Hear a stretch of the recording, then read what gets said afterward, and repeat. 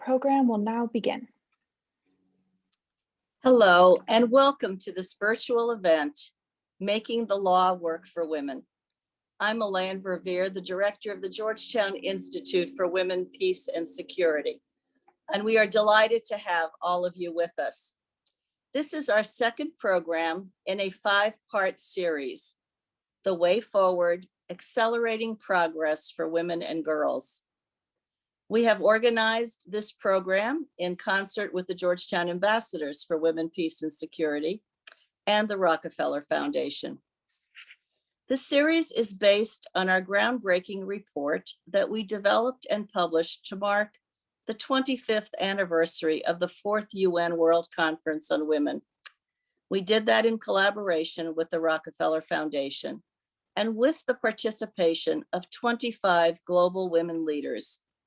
The Beijing Plus 25 report charts a path forward to overcome some of the toughest barriers that remain to gender equality, barriers that have impeded women's progress. We want to answer the question, how can we overcome these barriers? What is working? What could be replicated and scaled? Today, we are focusing how to more effectively make the laws work for women. We know that whether laws are designed to end violence against women or discrimination in the workplace, far too often these gender-based laws, certainly heralded as achievements that they are, but often, too often, they are not fully implemented, not fully enforced. And it often takes sustained effort to ensure that the laws are actually translated into concrete actions to address the problems that they were meant to address, to bring about meaningful change. Our speakers today will provide us with their key recommendations that are making a difference.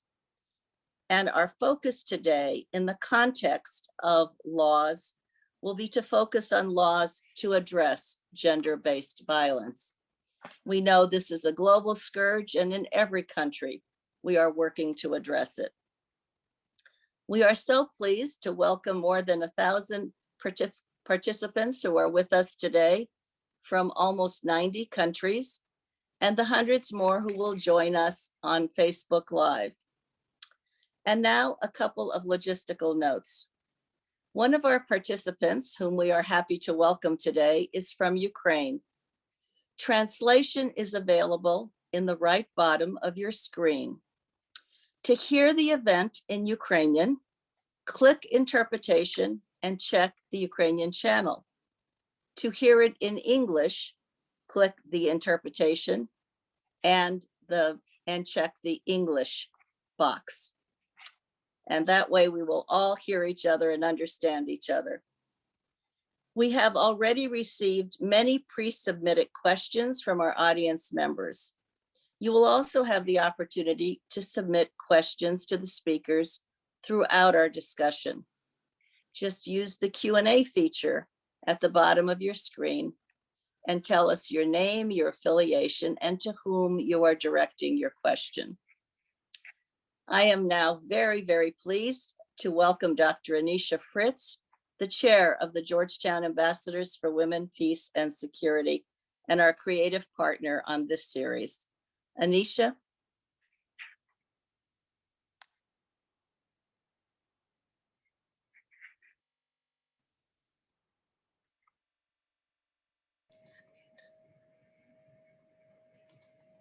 Thank you, Milan. The Georgetown Ambassadors for Women, Peace, and Security are a global community of women leaders from the private sector, academia, government, and the NGO communities who are passionate about women's empowerment. Our mission is to amplify the work of the Georgetown Institute for Women, Peace, and Security. We know that peace, security, and economic development are more effective when women are involved, and at the same time, it is crucial for women to express our voices and achieve our potential.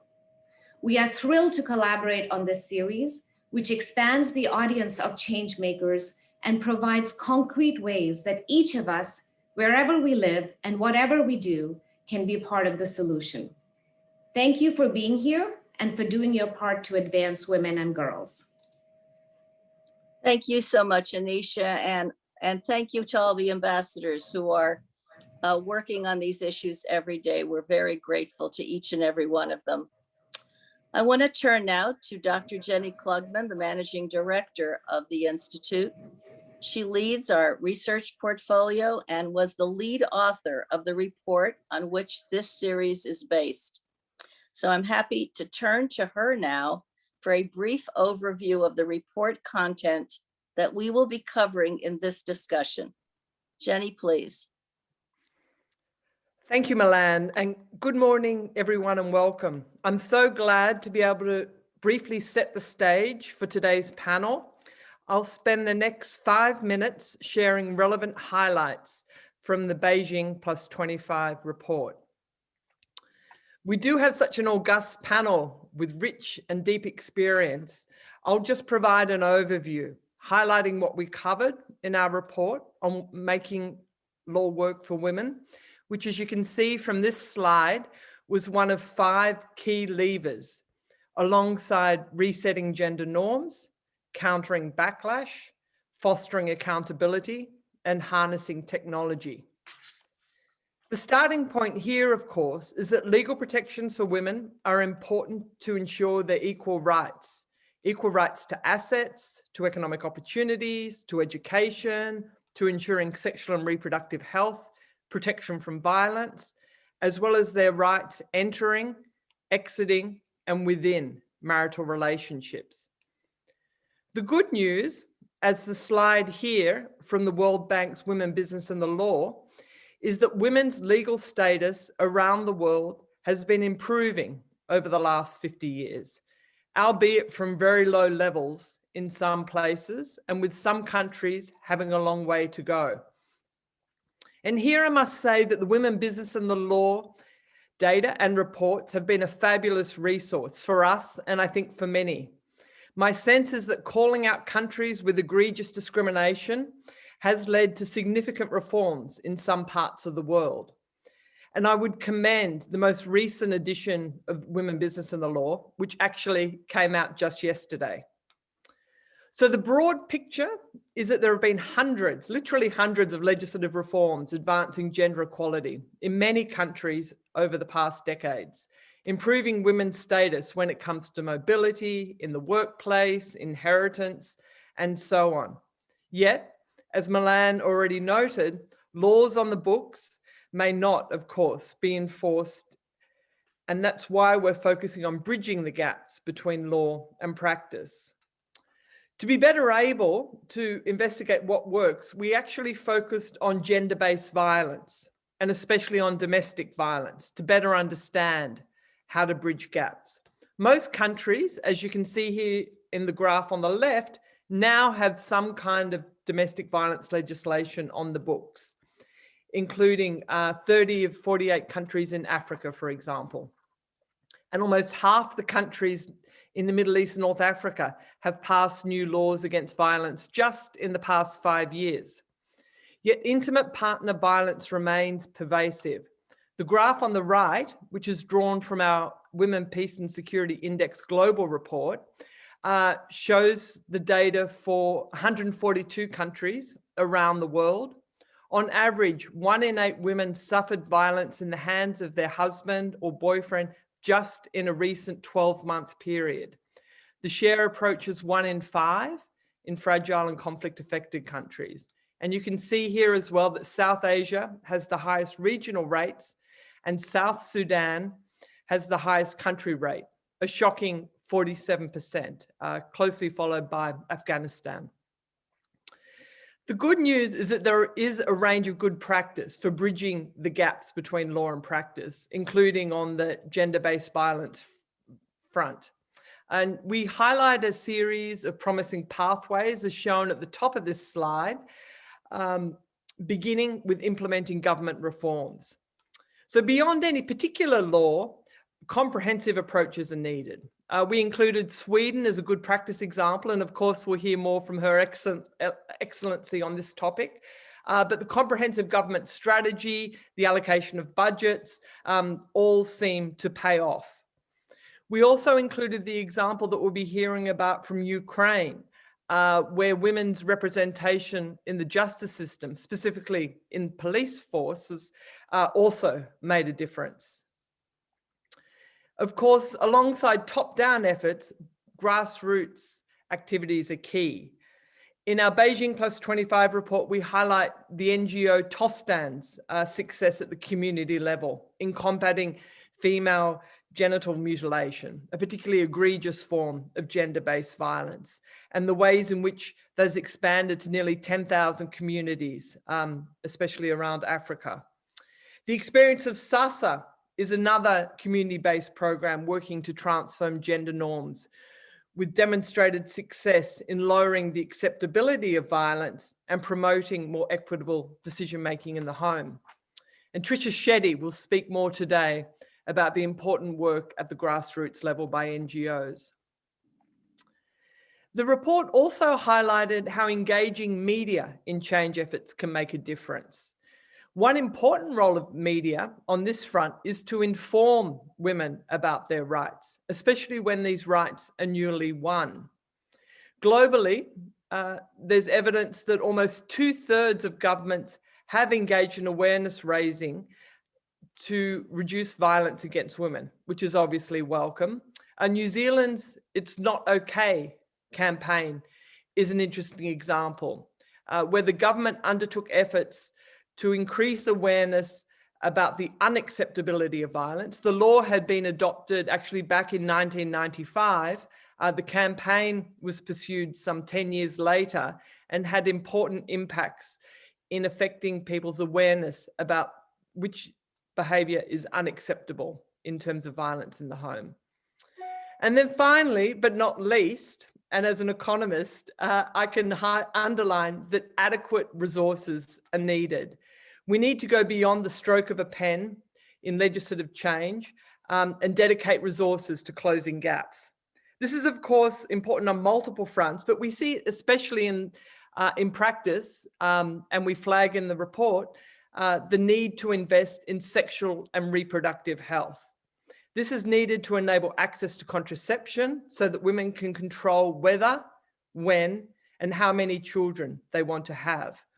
And this spending is critical and has major returns. And you can see here the figures from a Lancet study showing the very significant benefit to cost ratios, around 9:1 in developing countries and approaching 40:1 by 2050, because of the gains in the survival of babies, in children's health and education, women's economic productivity, and household incomes. So it's important to think of this spending as a sound investment in all of our futures.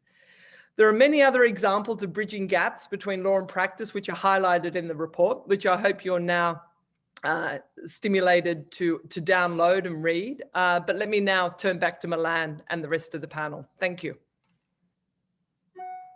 Thank you so much, Jenny, and thank you for situating us in the issue that we're about to discuss and taking some of those highlights from the report. It is now a wonderful pleasure to introduce the Honorable Margot Wallström for her opening remarks. She is the former Minister of Foreign Affairs and Deputy Prime Minister of Sweden. She's globally recognized for spearheading Sweden's feminist foreign policy. And how many times do we hear that phrase today? And I'm proud to say that she first announced it in the United States at Georgetown, beyond the launching in Sweden. Today, more and more governments are adopting policies to integrate a gender perspective across their foreign policy decision-making. And thank you, Margot, for leading the way on that. Earlier, she was appointed the first UN Special Representative on Sexual Violence and Conflict. She has also served on the European Commission. And we're so very grateful to her for her active engagement in helping us develop the Beijing Plus 25 report. Grateful for her invaluable insights and innovative approaches to bridge the gaps that we're discussing today between laws and practice. And of course, we're so grateful that she is with us. So, Madam Minister, it's all yours. Thank you very much for the invitation. And when we discuss the topic of violence against women, I'm afraid that it's a matter of comparing failures, because look at the world during this pandemic. This is a recurring problem in almost every country. But I made a to-do list when it comes to addressing this problem of violence against women. And my first thing to do is, of course, face the reality. And I remember back in 1979, there was a book published in Sweden with the title, "Spare the Rod, Spoil the One You Love." I don't know if there is even a translation from Swedish, but this is the meaning of it, you know, a saying that the one you love, you also have to spank. And this book revealed the ugly truth about violence against women in Sweden, that it spans all the social classes, that it hits women at all ages, that it kills so many women every year. And it was a wake-up call, because in that book were also the photos of how women looked when they actually went for help and when they were searching help. And this, of course, engaged the media. And Jenny Klugman was right in saying that it is important that this is reported, that this is written about, and the reality, the ugly reality, was revealed. And this was really a start of an offensive, political offensive in Sweden at the end of the 70s. So you need the facts and the figures and the statistics to start with. Then you have to change the laws. And of course, with the involvement of women, you have to make sure that the legislation is updated and really gives all the necessary rights to the victims of violence. You have to train the professionals, that is police, healthcare workers, you know, the doctors and nurses that meet also these women when they come. And I remember at that time also, when this campaign started in Sweden, that the police said we had to change the names from these incidents that were called like domestic quarrels, or something that was a very neutral term that really did not say that it was a matter of violence against women, and very often also children, but something that sounded rather, well, at least not dangerous. So you have to train the professionals. You have to provide protection. You have to make sure that there are shelters, that these women also can get the support and the necessary help and protection they need. You have to maybe set up the necessary sort of institutions or agencies that can also help to gather the knowledge base and to give advice also to every department engaged on these issues. You have to engage men, and you have to change attitudes in the end, which is something that we know takes time and can be almost mission impossible. But still, this is really the thing we need to engage in. And I think that we need to talk more about prostitution and also those phenomena that make women's bodies a commodity, something that you can trade with, and something that you can use and abuse as much as you like. And of course, without women who raise up and organize themselves and fight hard for these issues, we wouldn't be where we are today. And I'm happy to see that this is also changing when we look at the legislation and so on. But you also need political will and political steer to make sure that all of these nice words can be turned into deeds.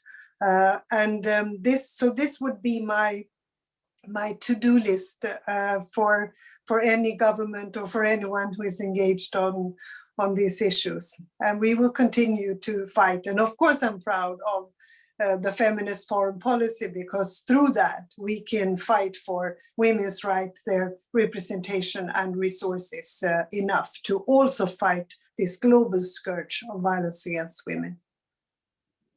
Well, thank you so much. And thank you for giving us that comprehensive to-do list.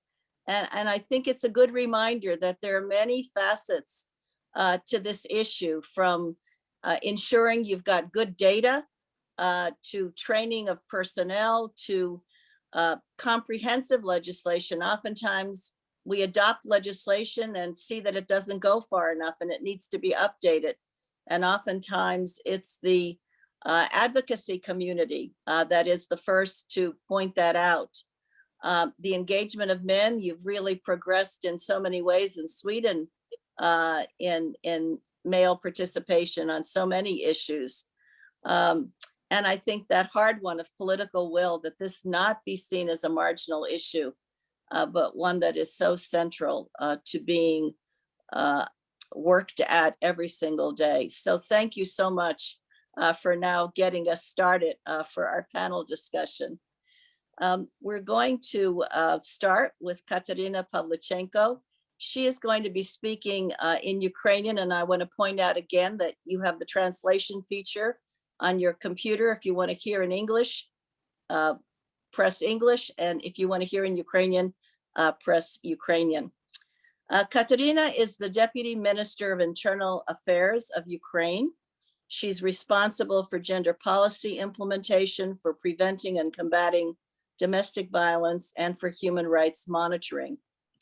Earlier, she served as Deputy Chief of the Patrol Police Department and the chair of the Ukrainian Association of Women in Law Enforcement. She is a member of the Commission on Clemency, and she has been committed to promoting equal rights and opportunities for women and men within law enforcement in Ukraine. Prior to joining the patrol police, she had a career in the legal field, including as chief state tax inspector. So she has been pioneering in this work despite her youth in many ways.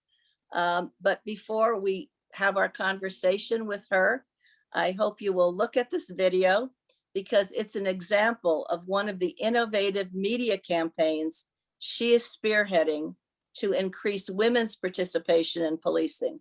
So if we can see the video, and then we'll talk to Kateryna.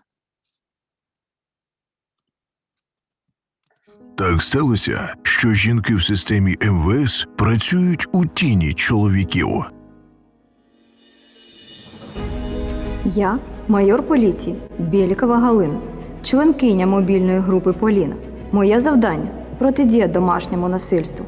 Я виходжу з тіні. Я – підполковник служби цивільного захисту ДСНС України Волошин Марина. Кожне врятоване життя назавжди в серці. Я виходжу з тіні. Я – державна службовиця ДМС України Розводкіна Леся. Слова подяки внутрішньопереміщених осіб для мене найвища нагорода. Я виходжу з тіні. Я – офіцер Національної гвардії України капітан Дроздовська Ніна. Захист територіальної цілісності, прав і свобод громадян – моя робота. Я виходжу з тіні. Я майор Державної прикордонної служби України Дроженко Дар'я. Моя віддана праця – безпека кордону держави. Я виходжу з тіні. Ми вийшли з тіні. That certainly is the empowerment of women in policing, all kinds of law enforcement. And thank you so much, Kateryna, for that example. As Deputy Minister of Interior, you have been working to ensure that the government is integrating a gender perspective in its policy and programs, and this includes on domestic and gender-based violence in the new national police policies and the programs that have been adopted. And I think by all accounts, it's proven to be very successful. The work goes on. And maybe you could share with us what's made a difference, how you've been able to have this impact. Ukraine has a domestic violence law, but in many places, women are still too afraid to talk to the police, to let them know what's happened to them. And you've adopted, in addition to this video on more women in policing, I know you've adopted many efforts to inform women about the fact that the police are there to help. I remember once seeing brochures that your office put out entitled, "The Police Are Your Friend." So tell us about your approach, what's been working, and how you're making a difference and trying to make a difference in Ukraine.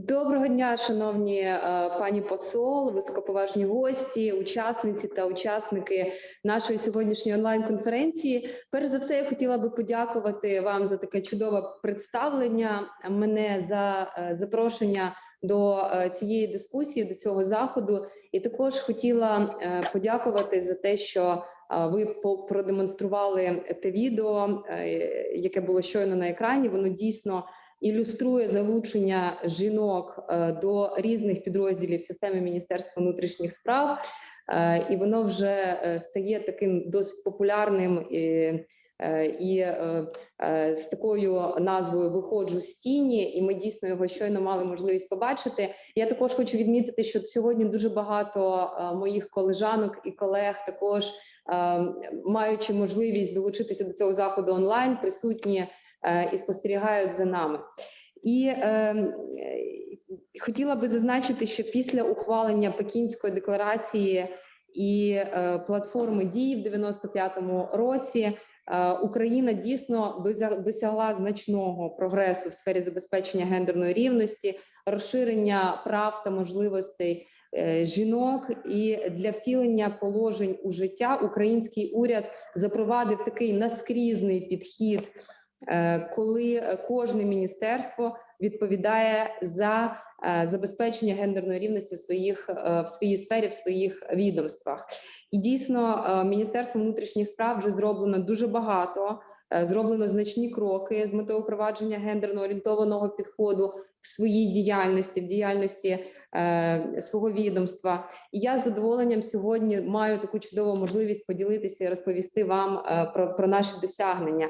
Я хотіла би відмітити, що в Україні було усунуто будь-які бар'єри для жінок у правоохоронній у проходженні служби на посадах військовослужбовець. Тому сьогодні завдяки цьому ми маємо чудові приклади, коли жінки є водолазами, жінки керівники кінологічних служб, жінки вибухотехніки та інші такі яскраві приклади.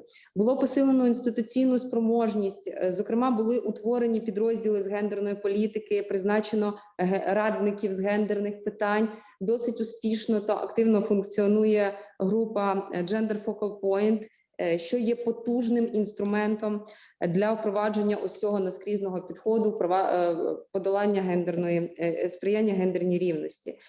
Було також впроваджено гендерну тематику і професійне навчання особового складу підрозділів Міністерства внутрішніх справ. Було імплементовано гендерний підхід у кадрову політику. І тут я хотіла би наголосити на тому, що сьогодні проводяться рекрутингові кампанії, які направлені рівною мірою на залучення як жінок, так і чоловіків до проходження служби. Було впроваджено моніторингову карту кар'єрного зростання, механізми недопущення дискримінації, в тому числі сексуальних домагань на робочому місці. Запроваджено вже сьогодні гендерно орієнтоване бюджетування і проводиться гендерний аудит з метою виявлення проблем і оцінки матеріально-технічного середовища, можливостей кар'єрного зростання. І на постійній основі, як ви вже сьогодні також зазначили, про ці буклети нами на постійній основі дійсно проводяться різні інформаційні кампанії з підвищення обізнаності населення. Варто відзначити, що Міністерство внутрішніх справ – це перше відомство, яке розробило внутрішньовідомчий план з реалізації національного плану дій 13-25.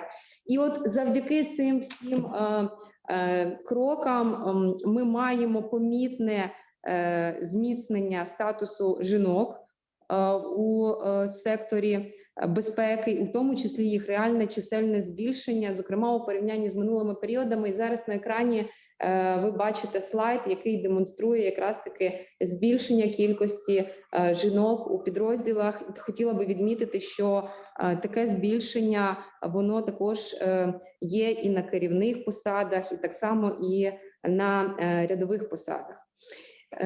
Ще одним нашим досягненням в запровадженні гендерної політики в правоохоронних органах і в залученні більшої кількості жінок до сектору безпеки і оборони є створення,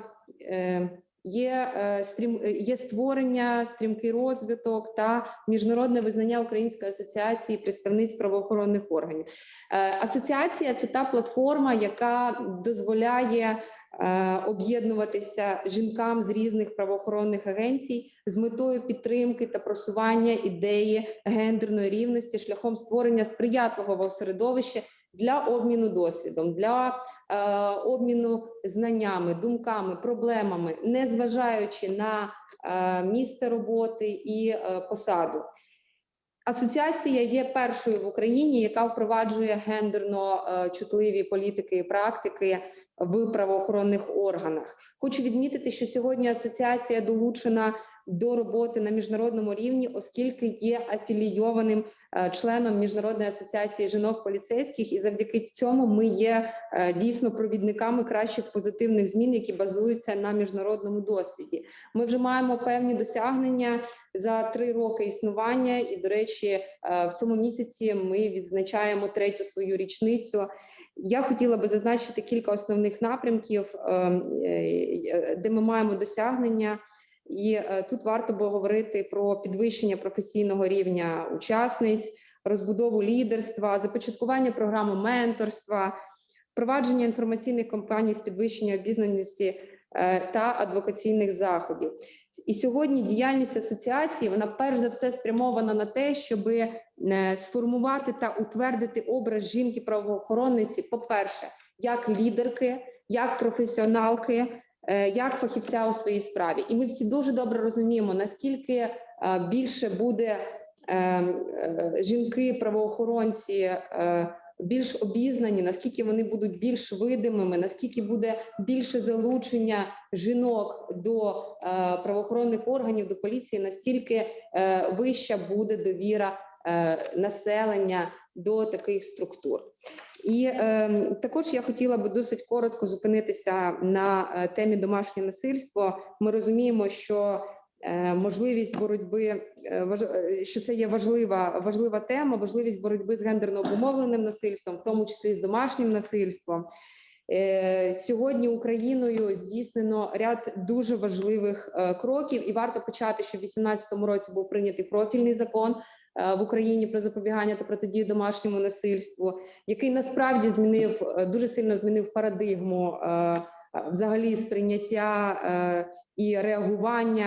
Було криміналізовано такі діяння, як примушення до шлюбу, вчинення домашнього насильства, невиконання обмежувальних заходів і приписів, непроходження програми для кривдників. І цим всім законом було встановлено більш жорстку відповідальність.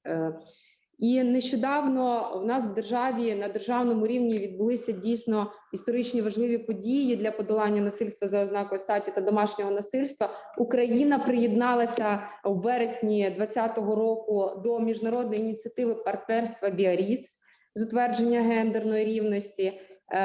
В вересні 2020 року також президент України підписав наказ про невідкладні заходи в сфері запобігання та протидії домашньому насильству. І також хочу відмітити, що Міністерство внутрішніх справ також сфокусувало свою діяльність на ефективному реагуванні на випадки домашнього насильства з цією метою, щоб мінімізувати в першу чергу латентність до таких ситуацій, таких протиправних діянь. І також хочу зазначити, що в нас є спеціалізовані мобільні групи поліції з протидії домашньому насильству, які досить активно зараз розвиваються. Вони створені були раніше, але вони зараз успішно функціонують і доводять свою ефективність. Під час пандемії COVID-19 ми почали більш активно працювати і впроваджувати нові, сучасні і необхідні механізми інформування нашого населення. Нами було миттєво розроблено та поширено план безпеки в умовах карантину для осіб, які опинилися в ситуації домашнього насильства. Зараз ви бачите на екрані, як поліцейські розміщують такий план безпеки на інформаційних таблицях. Також було запущено чат-бот Міністерства внутрішніх справ «Дії проти насильства». Він акумулює всю необхідну інформацію для громадян, що таке домашнє насильство, як йому запобігти, протидіяти, куди потрібно звертатися.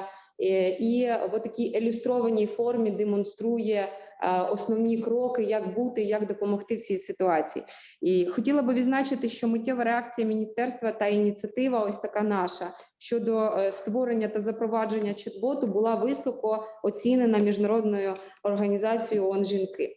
Також було створено нами навчальний серіал «Онлайн-інструменти протидії насильству», який розміщений у нас на освітній платформі «Дія».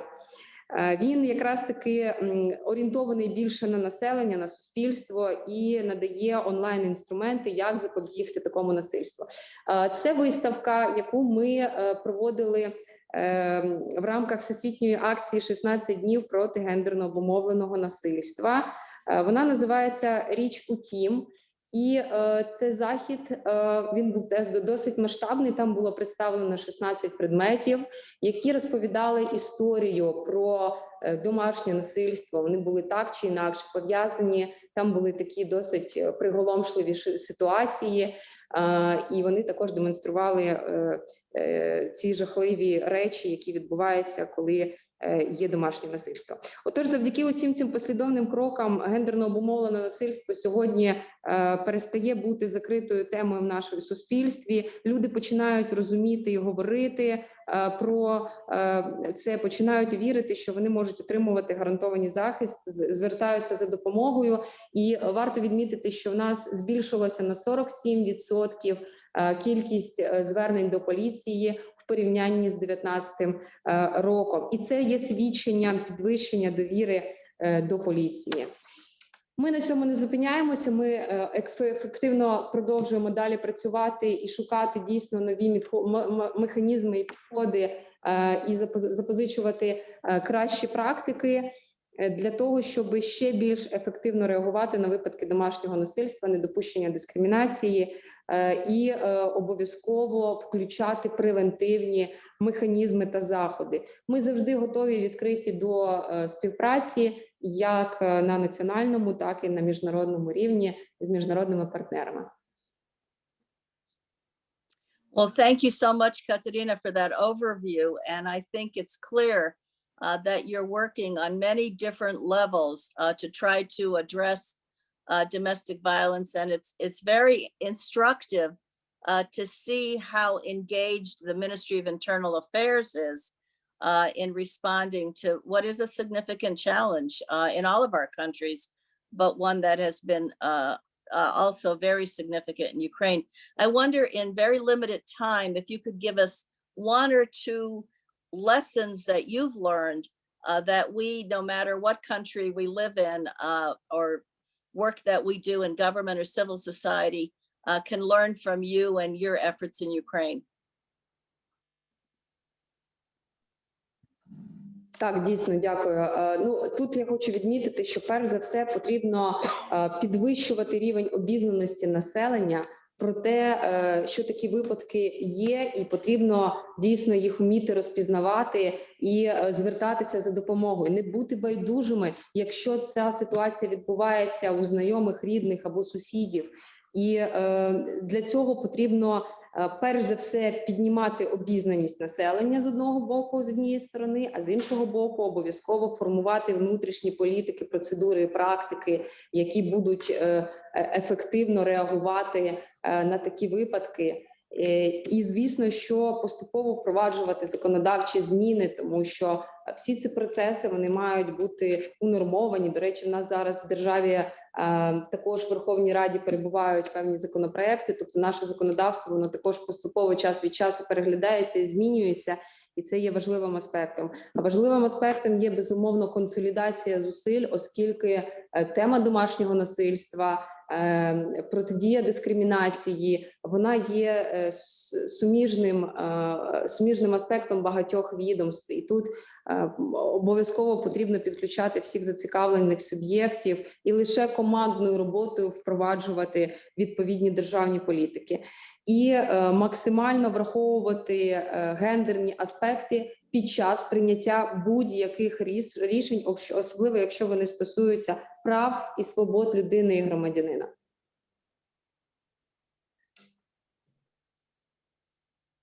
Thank you so much. And I think those are excellent recommendations in terms of awareness. Women need to know, those who are violated need to know and know where the help is that they can get, especially, and the fact that all the stakeholders have to be involved for it truly to work. So thank you so much for that. And we'll have a chance to hear from our audience with further questions. But I'm going to turn now from Ukraine to the Democratic Republic of Congo and to Charles Guy Mukango, who is the former country director for the American Bar Association's Rule of Law Initiative. He led the development and implementation of the mobile justice clinics. He's a highly respected authority on ensuring women's access to justice, another critical issue, and how to counter sexual and gender-based violence, as well as improving the quality and access to care for survivors. So we know that what needs to be the response has to occur on different levels, and particularly hard for vulnerable groups. Today, he serves as head of the office and interim chief of party for the USAID IMA World Health Countering Gender-Based Violence program to help communities to respond and prevent gender-based violence in the DRC. His remarks today are solely his own. He's not representing the ABA. And before we hear from Charles Guy, let's look at this video on the work of mobile courts in the DRC.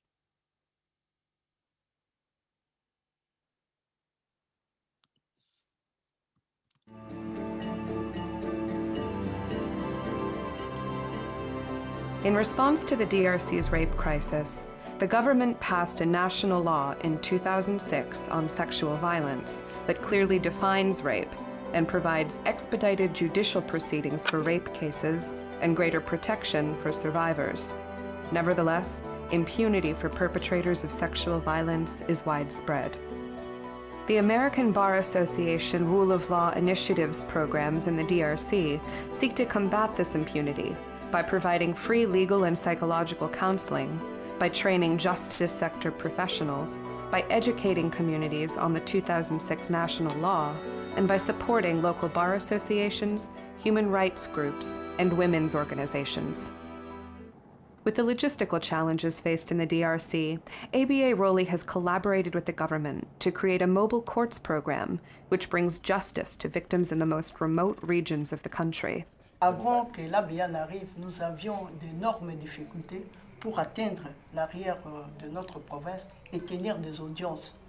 L'ABA, c'est la seule organisation internationale qui soutient la justice militaire, qui accompagne la justice militaire dans ses déplacements pour ses tenues d'audience. Et je vous dis, les tenues d'audience en forêt sont vraiment très capitales, en ce sens que la population maintenant sait que le militaire ne reste pas impuni.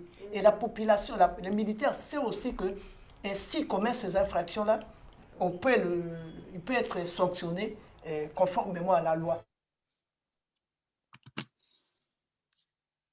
Charles Guy, I know you have done an awful lot of work across Africa and certainly also in your service with the Ministry of Justice in Cameroon, both in ensuring access to justice and strengthening laws as they need to be strengthened, and in efforts to counter the terrible sexual violence.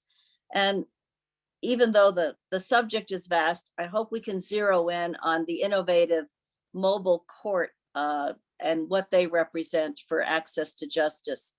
And maybe you could describe what the approach has been, why it was created, what challenges you faced in providing access to justice, and what has made it successful, because I know that at the grassroots level especially, the mobile courts have made a difference in bringing justice to women in these horrific cases. So maybe you could explain this to us in terms of the approach and how it's worked.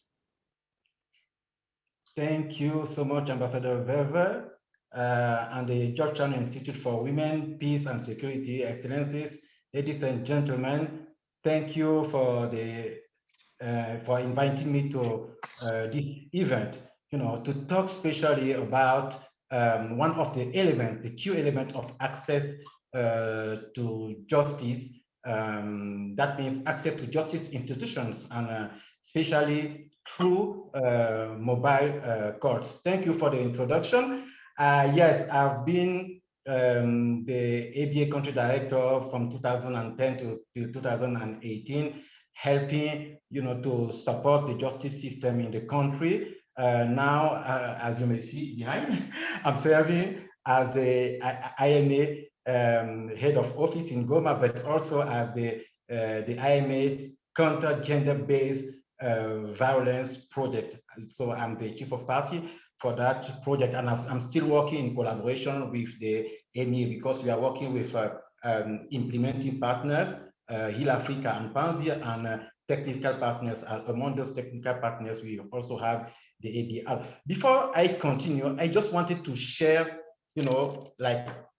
this, I don't know if you see very well. I just wanted you to see where we have concentrated our efforts, to facilitate access to justice to victims of sexual assault.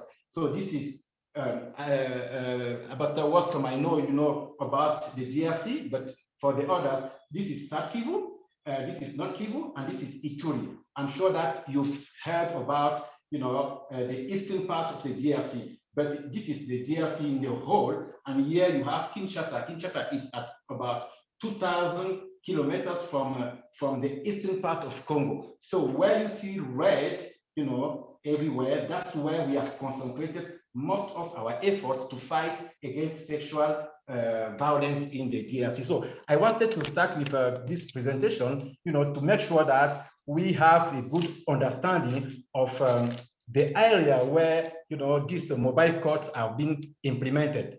So yes, you asked me about the approach. What was the approach? That means, the general idea, the general philosophy of what we wanted to do. In fact, the idea was to focus on gender-based violence using the DRC justice system to bring justice to people in remote areas. That means 3 elements: focus on gender-based violence and sexual crimes, using the DRC justice system to bring justice to people in remote areas. So that's like the general philosophy. But now, in terms of strategies, that means that, how we reach, our goals. We have, first of all, to identify the goals of the mobile court. You can call it mobile court as well. The first thing to do was to increase access to justice. First of all, increase access to justice. That means that through mobile court, organization of mobile courts, increase access to justice. But you can't increase access to justice without being or making sure that judges, lawyers, and police officers are trained. So we organize as well several trainings, on international law, but also on domestic law for judges, lawyers, and police officers to make sure that, they deliver good quality of justice. The other element that was important, in terms of our strategy was the sensitization of communities. Make sure that we raise awareness of public, on the new laws that have been passed by the DRC government, but also emphasizing that the shame and the stigma of sexual assault should be upon the perpetrators and not upon those who have suffered such crimes. That means that the victims. So it was also absolutely important to work with the communities. Now, what are the actions that, the activities that we have conducted to, achieve the goals that I've just described to you? The goals, train, sensitize communities, but also organize several mobile courts in remote areas. So what are what were the actions? So first of all, have the maximum of mobile courts in remote areas. Have the maximum of mobile courts in the remote areas. And I showed you the areas where these mobile courts are being organized. I remember that in 2 years, in South Kivu only, we had already about 20 mobile courts that have been organized. Organize as well training, framework to facilitate collaboration among actors, continue to sensitize communities by using community radios, theaters, discussion, mass sensitization campaign, focus group, to make sure that, we have the buy-in from the community. We also had several, I think at least a minimum of 20 legal aid clinics, in the areas that I showed to you a minute ago. The aim of the legal aid clinic was to increase SGBV survivor access to legal and psychological assistance. We also facilitated, mobile investigation, because crimes are committed in remote areas, whereas you have, police officers and prosecutors' office in towns. So it was absolutely important and even necessary, to organize mobile investigation before, organizing mobile courts in the remote areas. In terms of mobilization of resources, because yes, you can have these goals, but you should be able to mobilize resources. So the first strategy was to work with other partners, in terms of, mobilizing human resources. First of all, judiciaries. That means that we need police, we need prosecutors, we need judges, but also partners. We used to work with UN, that means MONUSCO, UNDP, but also with other international organizations like Lawyers Without Borders, Avocats Sans Frontières in French, but working also, as I said before, with national partners like Hill Africa Hospital, Panzi Hospital, and that's what we continue to do currently with the CGBV project and piloting here with the IMA. So we also had to mobilize finance resources. Once again, bringing all the partners together, UN, other organizations, to make sure that, because mobile courts are expensive. So yes, we had to work with other partners to make sure that we have enough resources to go to the field and facilitate the organization of mobile courts. In terms of material, yes, once again, you have to make sure that you have tents, you have computers, you have transportation, you have accommodation, and you have all the security arrangements that are needed, for the organization of the mobile court in the field. Just to conclude on this, in terms of the impact that I've seen, while organizing, facilitating, because I should say it clearly, in fact, we are facilitating the organization of mobile court, because the mobile court are organized by the judiciaries. They are organized within the DRC justice system. So we don't create a parallel system. What we do, we bring our expertise, we bring our means to facilitate the organization of mobile court by the DRC justice actors. So in terms of impact, what I've seen is the decrease of stigma attached to the victims of sexual violence. That means that we saw, the community more engaged in protecting victims. Also, the awareness of the communities about sexual violence, but also we saw, that all the activities that we have conducted have helped, the community to be able to report crimes of sexual assault. And what I used to say is that one of the main effects of mobile court is, what I call positive fear. That means that in some area you see justice system in activity for the first time, and if I take, for example, the case of Fizi, where a colonel was arrested, prosecuted, and sentenced, this created a positive fear in the community. People realized that it is possible to see justice in action, in activity, and that even the colonel Kibibi, could be prosecuted and sentenced. And this changed completely, the dynamic, in that community. In terms of successes, yes, victims in remote areas have been able to access justice. We should also say that we saw the willingness of the judiciaries to prosecute and to sentence perpetrators of sexual violence, be they military or civilians. The training on international law has also created a huge impact, and there have been a reversal of sex crime stigma.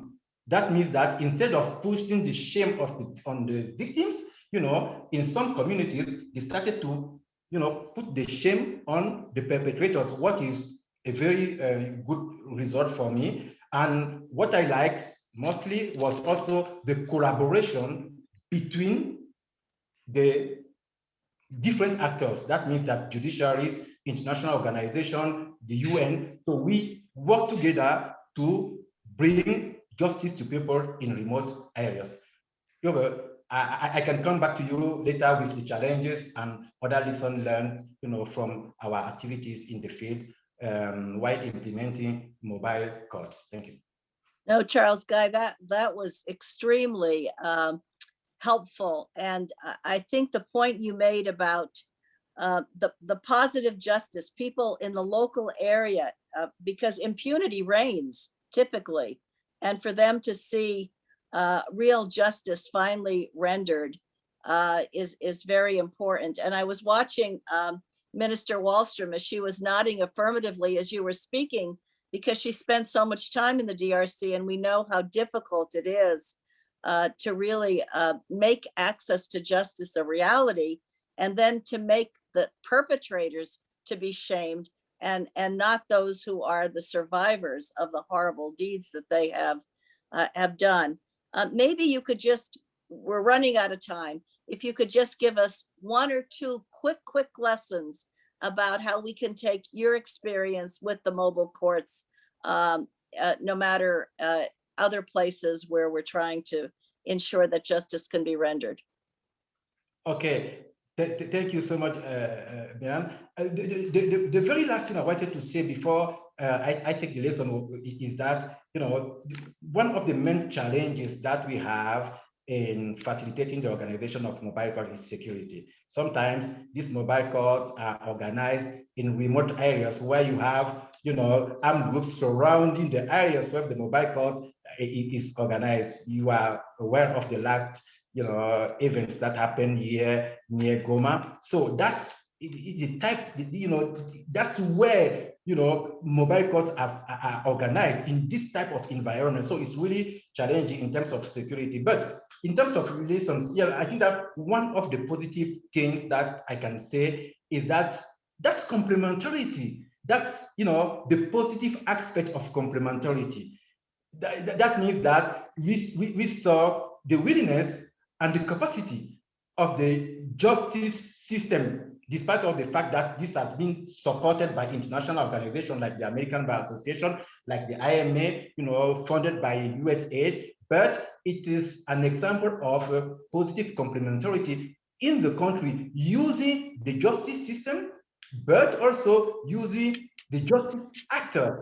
And justice is brought to people in their areas. I think that this is what I like the most here. Justice is brought to people in their areas, and they can see justice in action, and they learn to respect justice, and justice create what I call again the positive fear in their community. And the other thing that the other lesson that we can take from this is the involvement of community. You can't succeed without working with the communities. They are at the center of any type of mobile court you want to support. And the very last thing is, like the mix of or the adaptation we had. That means that we facilitate access to justice through mobile court, but we know at the same time that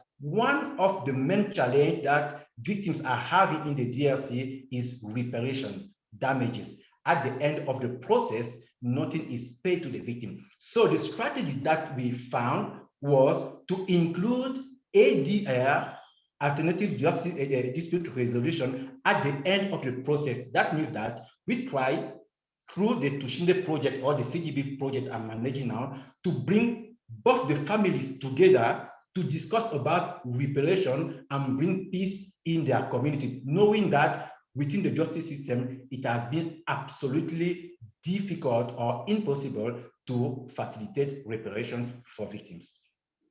Thank you so much.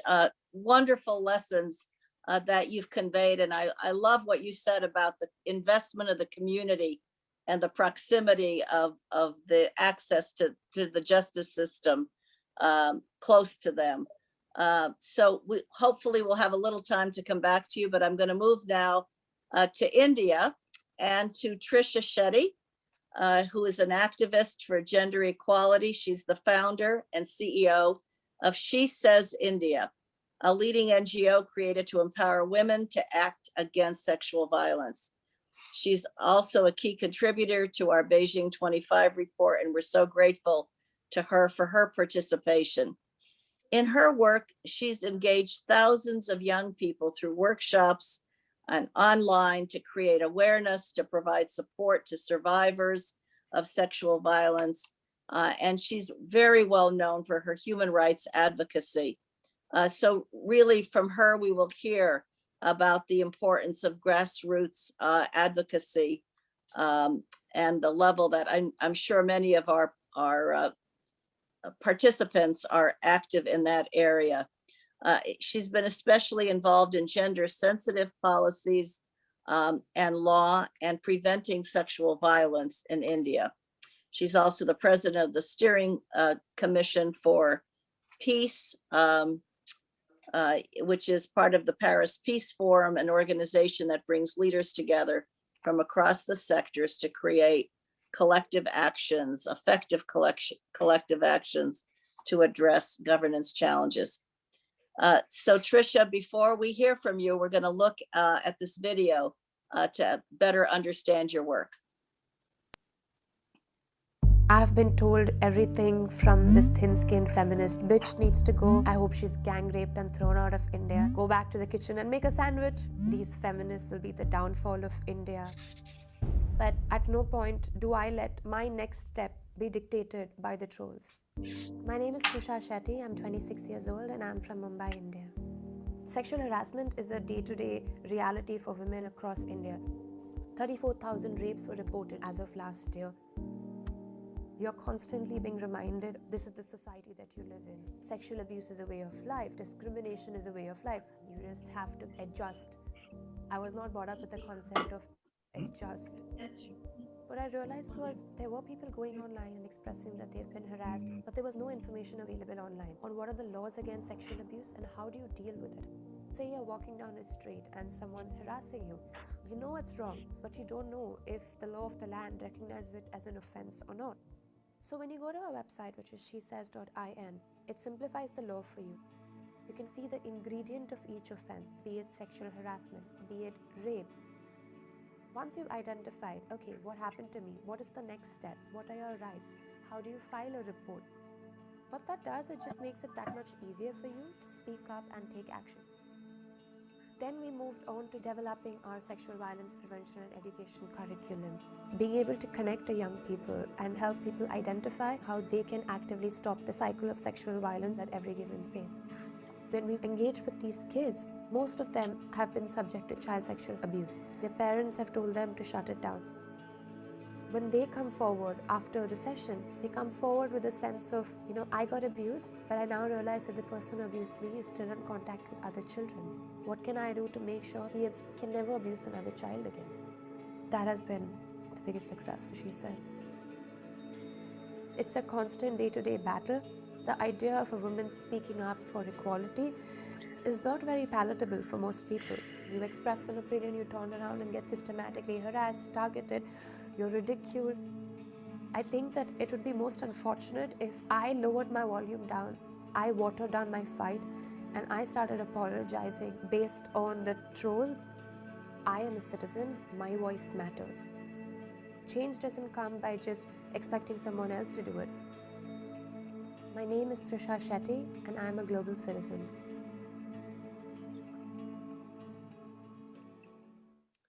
We are so happy to have you with us, Trisha, and I wonder if you could tell us some of the unique features of She Says India, how you've gone about this. We saw a little bit in the video, and why has this worked? What gives it its impact? At the offset, thank you so much for bringing us all together and just facilitating this conversation. And I must clarify, I do not own those glasses anymore, and I do not wear those glasses. Clearly, that was not a look that worked for me. So that said, we all know of apps like Uber Eats and food delivery apps, right? So you don't need to call up a friend to ask anymore, hey, have you eaten at this restaurant? What are the reviews? Is this dish good? How is the service? You had access to all of that information online without having to call someone to ask them to vouch for a restaurant. But surprisingly, you don't have that kind of access when it comes to how to address sexual abuse and violence. After the Nirbhaya gang rape that happened, the Delhi bus gang rape that happened, a lot of the conversation in India changed around sexual abuse and violence. We did end up getting a lot more laws in place, a lot more progressive laws. But then there's a problem of who has access to the laws, right? In America, you celebrate something called Juneteenth. And it's the same thing, who has access to these laws? So nothing that we do is revolutionary. We didn't identify a new method. Actually, I will be as provocative as to say that I don't like tech-based interventions when it comes to solving gender-based violence, because I don't think it's effective. What we do is as simple as empowering people with information as to what the law of the land says. So even if the people around you say, oh, at least you weren't raped, or, who's going to believe you? You know that the law recognizes what happened to you, to your body, as a crime.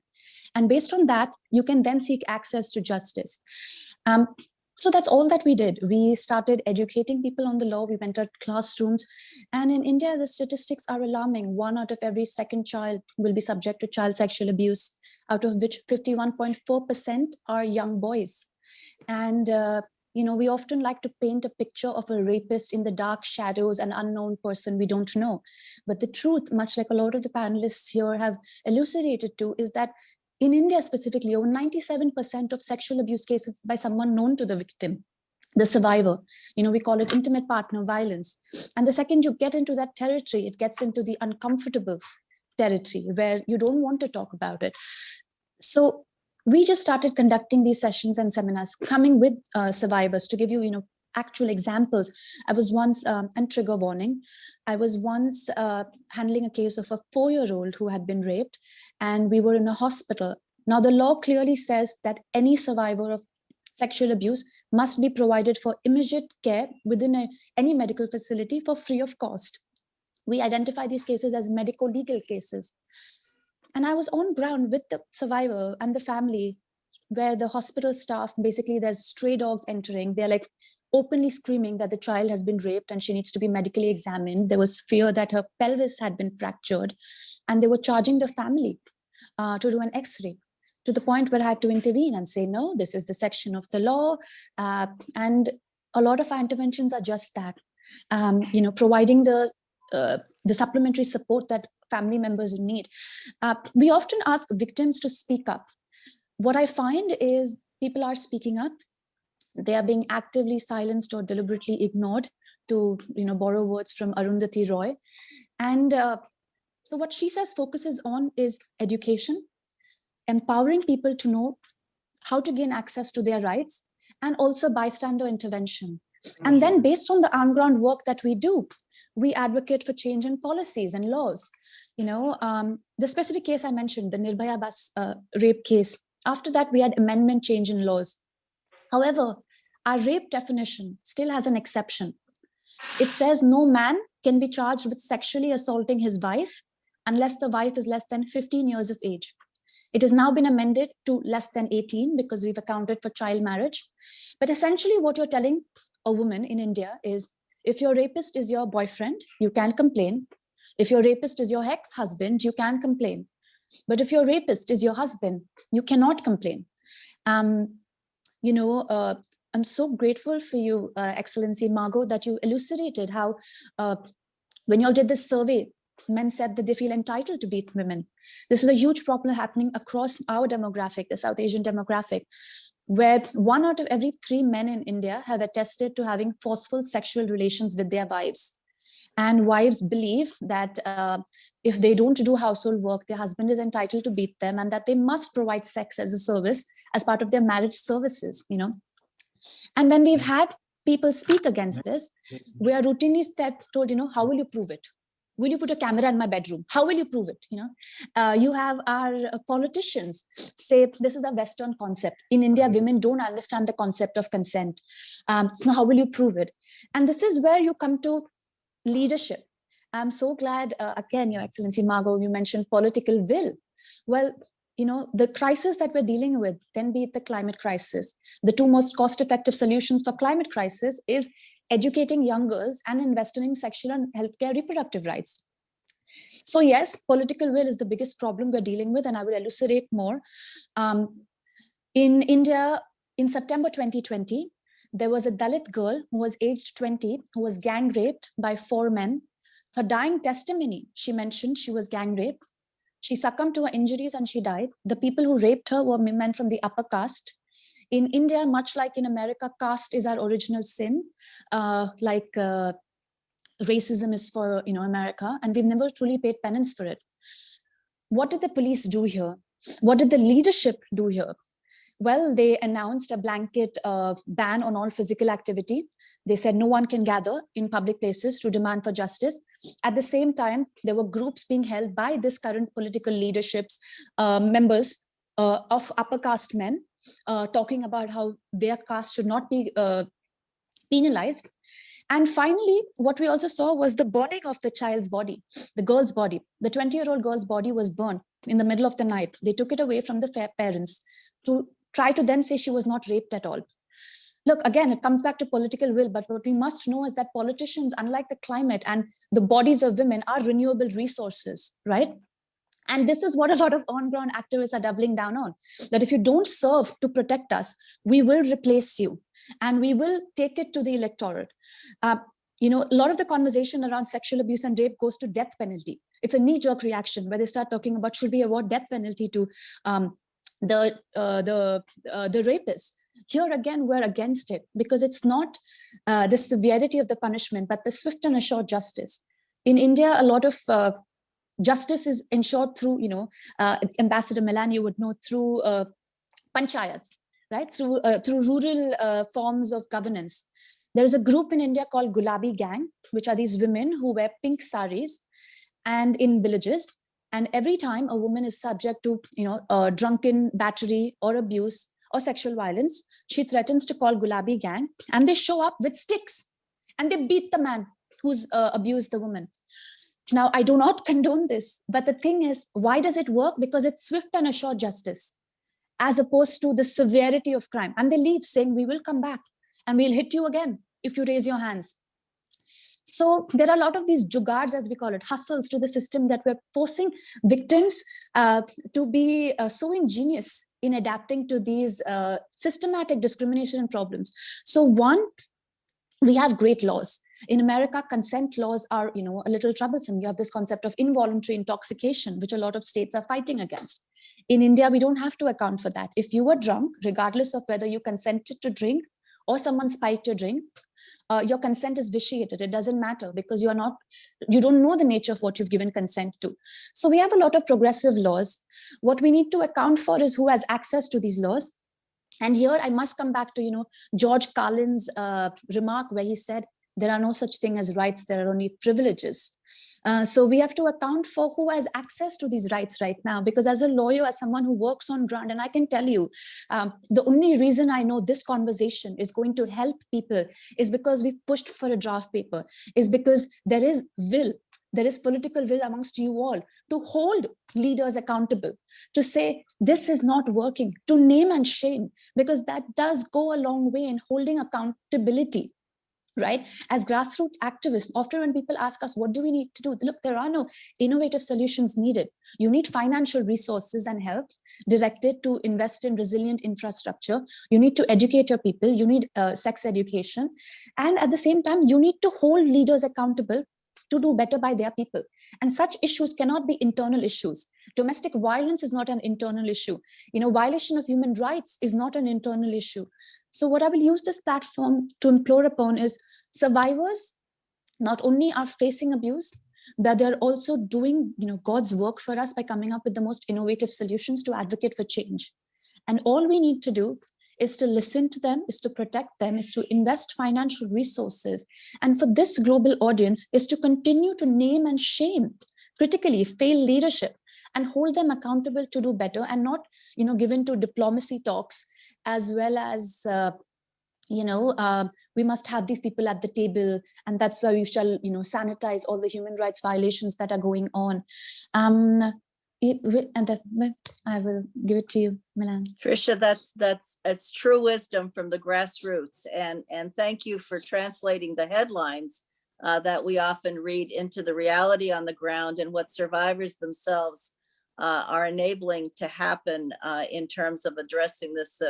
So future survivors won't be part of that reality. We are almost out of time, and I just want to ask you if you could briefly give us one or two quick lessons that come from grassroots advocacy on how we can address this global scourge. I will keep it succinct. You don't show up to win. You show up to fight. That's it. That was one of the few humbling lessons I learned, because, like a young person who shows up in the space of activism and naivety, you go like, but I'm speaking up against it and I'm showing up and it must change. No, no one owes you that, but you continue to show up. Not because you're guaranteed wins. We barely get any wins. The child's case I told you about, it took us 3 years. And 3 years later, I called up the father and he told me that the rapist has been convicted to 10 years in prison. And that was the first time we cried together, and it was a grueling process, from the child having to touch the rapist to identify the rapist, to obscene amounts of torture and abuse that they went through. So you don't show, and those kind of, those wins and victories are very rare and very few.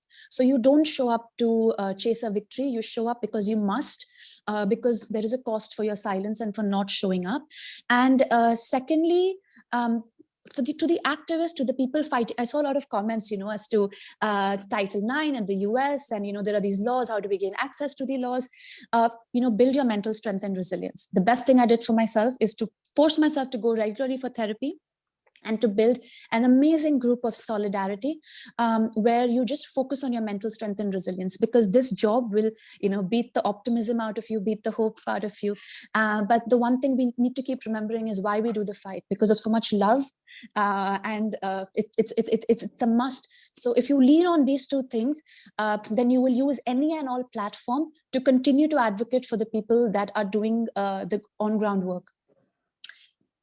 Thank you for that, and for mentioning the fact that burnout comes with this work. It's very difficult work, and I think your last point was well taken as well. I'm going to apologize to our audience. We are over time, but I think it's been such a rich conversation, and I promise you that in the write-up that we do and send to everybody as a result of this panel, that we will include answers to some of your questions. But I want to thank all of you for joining us today. And I particularly want to thank our wonderful experts who've tackled this issue in myriad ways with lots of good ideas and good recommendations and lessons where we can take their work, replicate it, and hopefully scale it. So thank you to Minister Wallström, who is consistently on these issues and ever remains active on them, to Kateryna and the innovative work you're doing in Ukraine, to Charles Guy in the DRC, and of course to Tricia and your grassroots work. We thank you for leading the way and for truly making the world a better place as a result of what you do. Join us again for the third program in this series in the next few weeks, when we'll be discussing how to counter the backlash, which again, the backlash to women's rights continues to be one of those barriers that we have to confront. So to everybody, until next time, stay well and ever onward. Thank you so much. Thank you.